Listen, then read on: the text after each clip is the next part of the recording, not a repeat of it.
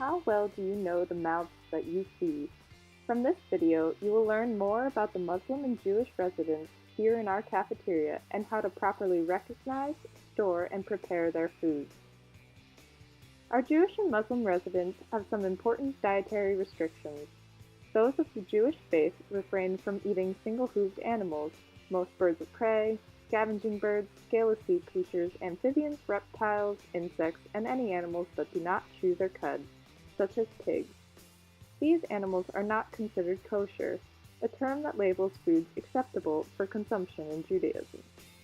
Animals that have not lived and been killed in a kosher manner, as well as eggs or milk from an unkosher animal, are off limits.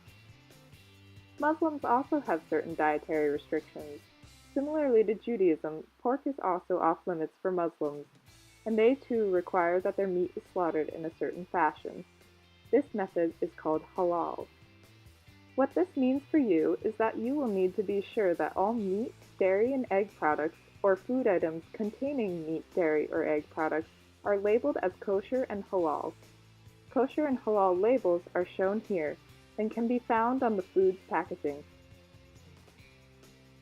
When storing kosher and halal foods, be careful to store them in their own properly labeled containers and store them separately from regular foods to prevent contamination from non-kosher and non-halal foods. Preparation of these foods can be a bit more complicated.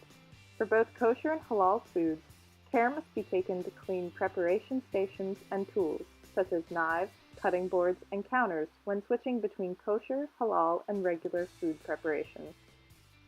In the case of kosher food preparation, meat, poultry, and dairy products may not be mixed, as they are not able to be eaten together. Fish and meat also cannot mix, but fish and dairy may be eaten together. Care must also be taken to ensure that only kosher utensils, pots, pans, and plates are used in the preparation process.